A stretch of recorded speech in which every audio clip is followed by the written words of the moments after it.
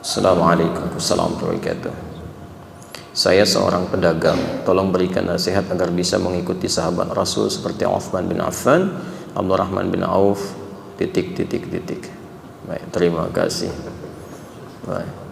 Ini yang bertanya nampaknya beruang dia. Boneka beruang. Alhamdulillah, beruang. Ya, orang yang ingin berdakwah lewat harta yang Allah titipkan. Caranya gampang.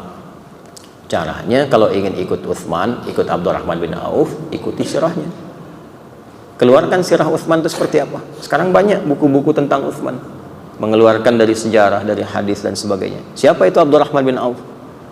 Hal pertama yang mereka berdua lakukan adalah mengamalkan nasihat Nabi terkait membangun hubungan baik dengan Allah. Jadi Uthman, Abdurrahman bin Auf itu dua-duanya sama-sama diajak Abu Bakar As-Siddiq, dan sama-sama termasuk golongan 40 orang yang masuk Islam pertama kali, masuk as-sabiqunal awwalun. Yang pertama dilatih oleh Nabi bukan teori bisnis, tapi membangun hubungan baik dengan Allah yang menguasai segalanya. Yang punya rezeki siapa? Teorinya kan begitu. Yang punya kemudahan solusi siapa? Allah. Pengentas kesulitan siapa?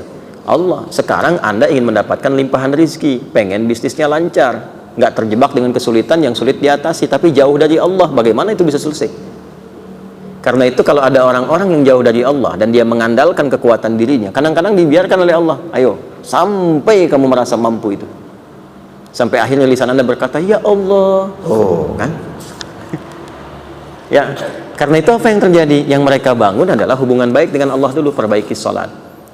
Dicek di kitabnya At-Tibyan fi Adab Hamalatil Quran, Al-Imam An-Nawawi itu sampai merangkum kebiasaan Uthman bin Affan, Abdurrahman bin Auf, Tamim Ad-Dari. Apa kebiasaan mereka? Tidak pernah meninggalkan tahajud dan dekat dengan Quran. Itu sampai mereka sukses pun, ketika di Madinah itu sukses bisnisnya, tidak ada yang melampaui kegembiraan mereka kecuali menunaikan sholat tahajud di malam hari sampai khatam Al-Quran. Jadi itu sesibuk-sibuknya masih sempat tahajud, sesibuk-sibuknya. Makanya kekayaannya dianggap biasa oleh mereka. Abdurrahman bin Auf itu pekerjaannya sebulan itu kalau dari hasil penghasilannya itu masih bisa dibagi dengan penduduk Madinah. Sepertiga dari penduduk Madinah itu ada yang dibantu oleh beliau untuk dilepaskan dari utang-utangnya. Sepertiganya lagi diberikan pinjaman modal untuk berusaha. Sepertiganya lagi yang tidak punya kemampuan keras untuk bekerja disantuni. Jadi semua penduduk Madinah itu mendapatkan bagian dari santunan Abdurrahman bin Auf. Ya, Abu Talhah itu paling kaya di Madinah, tapi ketika dibutuhkan oleh agamanya apa aja bisa diinfakkan. Uthman gak usah ditanya. Ya, aset-asetnya kalau perlu ada yang susah untuk masyarakat dibeli oleh beliau, diwakafkan. Itu kan kisah sumur itu, ya, kisah kebun itu yang sekarang jadi penginapan yang viral itu. Itu pekerjaan mereka. Bagaimana itu bisa terjadi ketika hubungan dekat dengan Allah itu terjalin?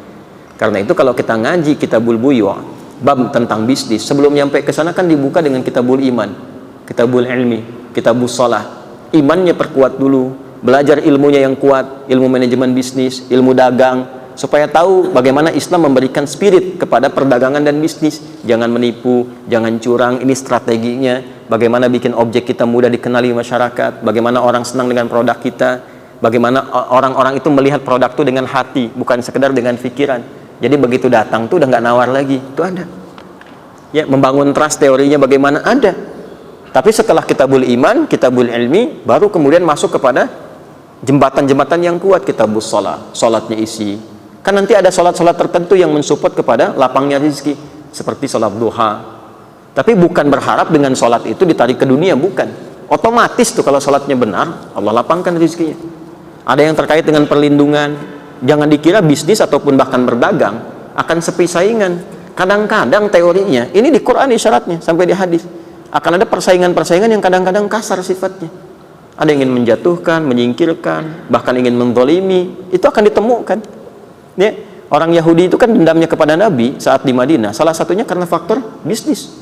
Di ekonomi, Nabi membuat stabilitas harga supaya masyarakat mendapatkan keadilan sosial dalam konteks berekonomi, supaya stabil. Mereka bersikap monopoli tadinya. Sudah 600 tahun berhasil monopoli di sana. Distabilkan lagi oleh Nabi, marah mereka. Ya, ketika marah itu merasa bisnisnya terganggu, padahal Nabi ingin menerapkan keadilan sosial pada masa itu. Maka dibuatlah kemudian makar-makar dan sebagainya. Dibiayai orang-orang tertentu untuk menyakiti Nabi. Itu bisa terjadi.